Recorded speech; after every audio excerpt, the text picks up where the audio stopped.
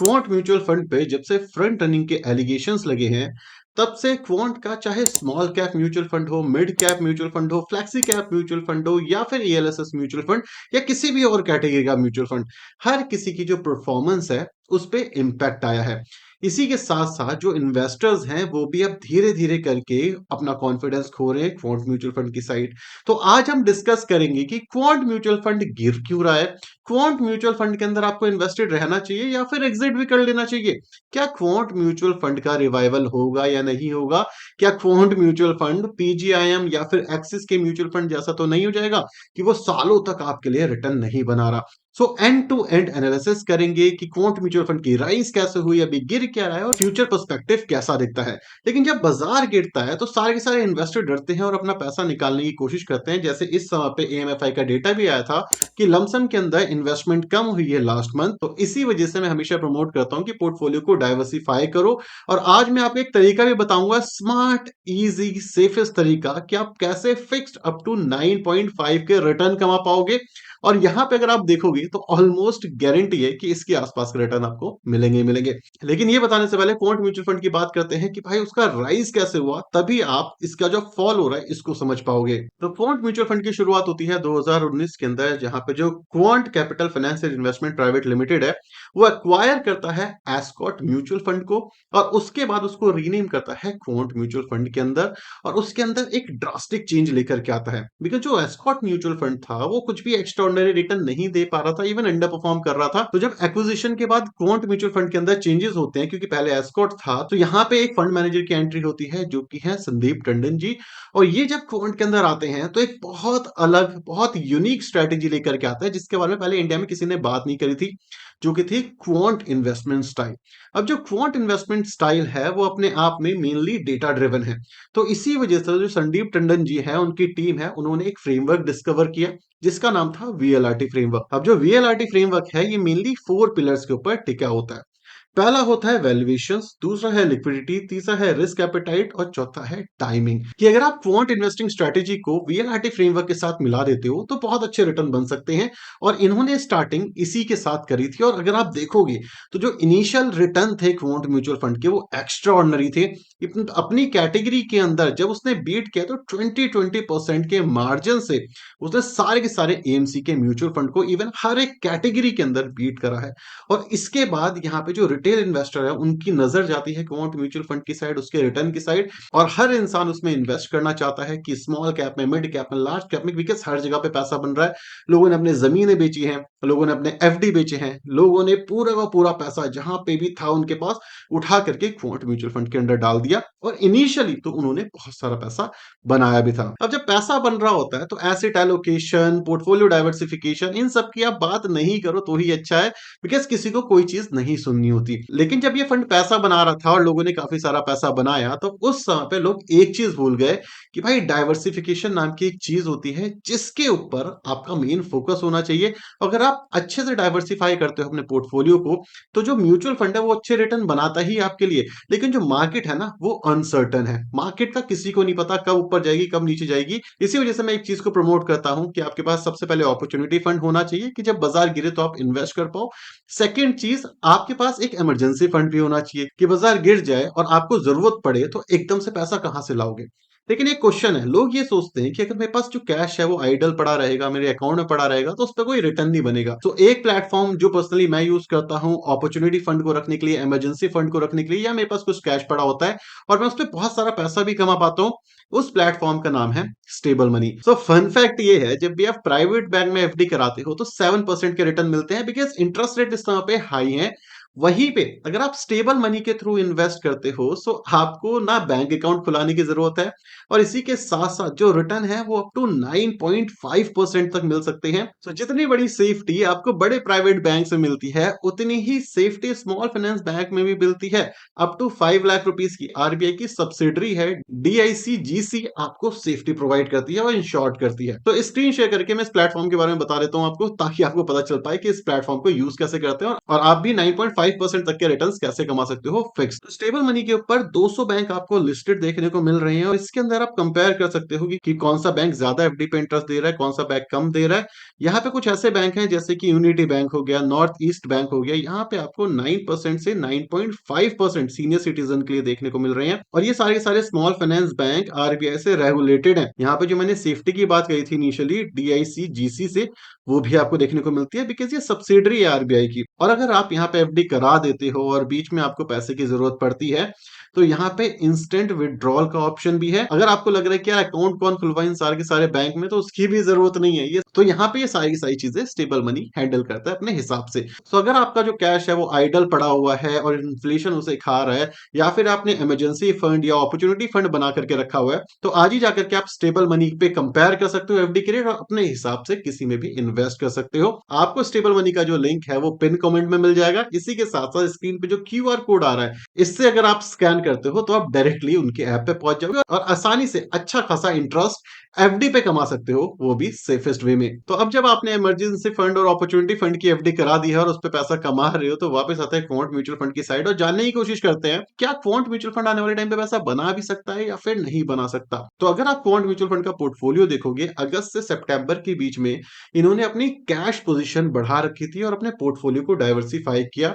और उसके बाद लास्ट कुछ टाइम से आपको बाजार के अंदर काफी हैवी करेक्शन देखने को मिल रहा है। इसी के साथ साथ क्वांट म्यूचुअल फंड की साइड से ऑफिशियल न्यूज भी आई थी कि अब हम एग्रेसिवली बाय करने वाले हैं मार्केट को, बिकॉज हमने कोशिश करी थी प्रेडिक्ट करने की कि बाजार गिर सकता है और वही होते हुए हमें दिखा। तो क्वांट एज अ एएमसी अच्छे खासे कैश पे बैठी हुई थी और इस बाजार के अंदर जब करेक्शन आया तो इन्होंने अच्छे स्टॉक्स जिन्होंने पास्ट में क्वांट को बहुत अच्छे रिटर्न बना करके दिए थे, उसी के अंदर पोजीशन धीरे धीरे करके बढ़ाई है। अब देखो जो क्वांट इन्वेस्टिंग स्ट्रेटेजी है वो काइंड ऑफ मोमेंटम स्ट्रेटेजी भी है। मतलब बाजार में अगर तगड़ा मोमेंटम आता है तो ये म्यूचुअल फंड बहुत ज्यादा अच्छे रिटर्न आपको बना करके दे सकता है। लेकिन अगर मोमेंटम जाता है या कंसोलिडेशन मार्केट आती है, तो उस केस के अंदर यहाँ पे जो रिटर्न है ये थोड़े बहुत कंसोलिडेट होते हुए दिख सकते हैं और यही दिक्कत क्वांट में दिख रही है।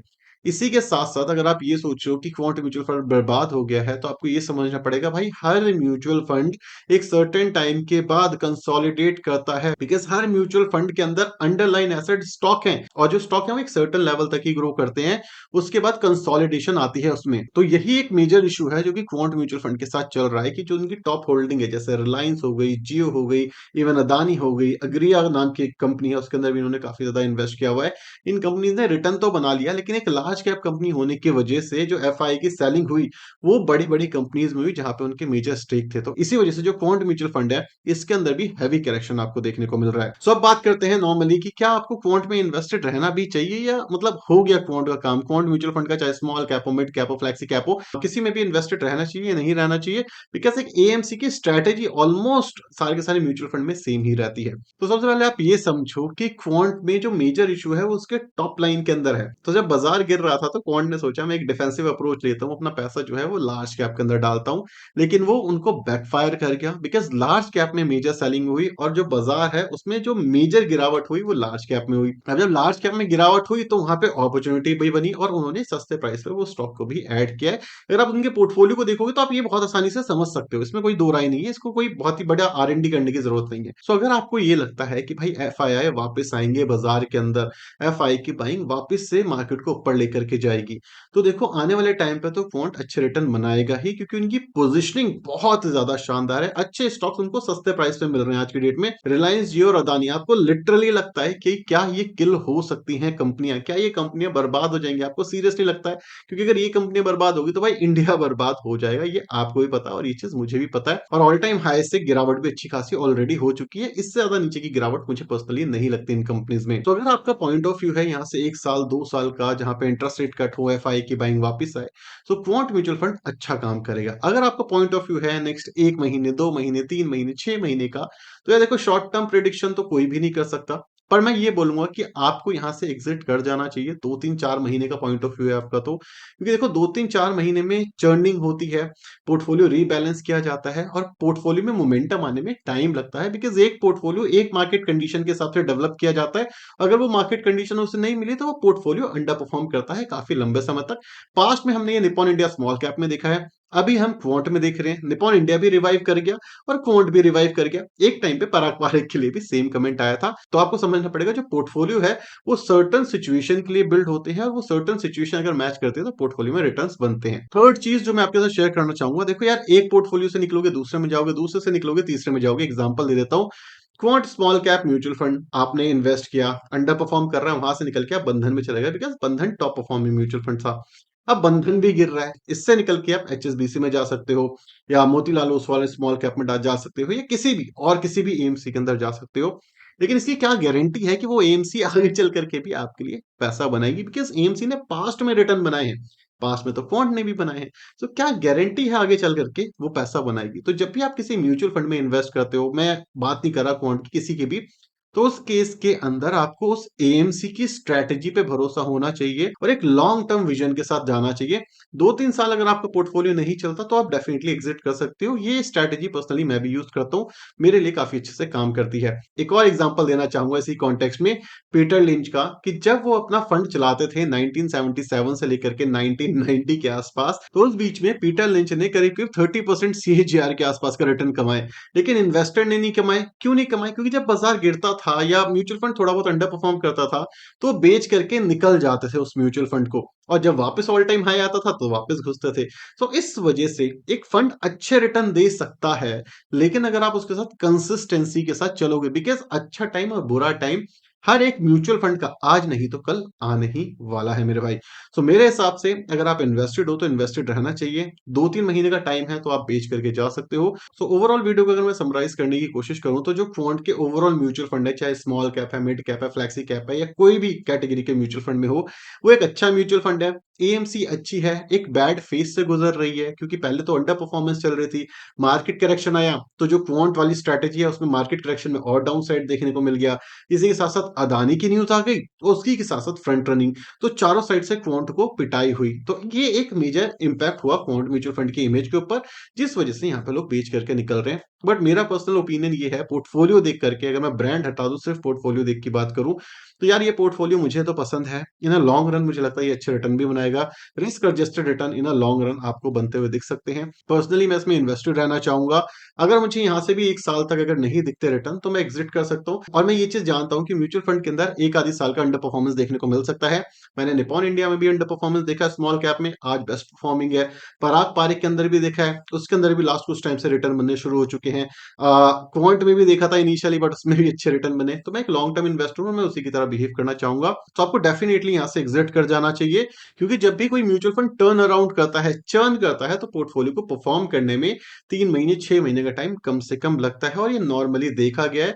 सेम चीज निप्पॉन इंडिया में हुई थी, पराग पारिक में हुई थी, और यहाँ पे आपको क्वांट में होते हुए दिख रही है। लेकिन इसका मतलब ये नहीं है कि आपको पैनिक करके निकल जाना है, आपको सारे का सारा पैसा निकाल देना है। नहीं, मैं हमेशा एक चीज बोलता हूँ कि अगर आपके पास लिक्विडिटी है, अगर आपके पास इमरजेंसी फंड है, अगर आपके पास अपॉर्चुनिटी फंड है, तो इस तरीके की गिरावट का, जब अच्छे म्यूचुअल फंड या अच्छे स्टॉक्स में आपको गिरावट मिले और अपॉर्चुनिटी मिले, आप तब इन्वेस्ट कर सकते हो। लेकिन आपको उस पैसे को भी ऐसी जगह इन्वेस्ट करना चाहिए जो आपके लिए लगातार पैसा बनाता रहे, बिकॉज मार्केट वॉलेटाइल है। तो उस केस के अंदर आप स्टेबल मनी पे जा सकते हो, अपनी चॉइस की एफडी चूज कर सकते हो, अपनी चॉइस का प्लान चूज कर सकते हो, वहां पे जाकर के इन्वेस्ट कर सकते हो और अपने पैसे के अंदर एक कंसिस्टेंट ग्रोथ देख सकते हो, और वो भी फिक्स्ड रिटर्न के साथ साथ सेफ्टी भी पूरी है। 12 लाख लोग ऑलरेडी यूज कर रहे हैं। पर्सनली मैं भी वहीं पे अपना ओवरऑल जो पैसा है वो रखता हूँ, बिकॉज मुझे जब भी पैसे की जरूरत होती है, एक क्लिक दूर हूं मैं, मेरा पूरा का पूरा पैसा मेरे अकाउंट के अंदर आ जाता है।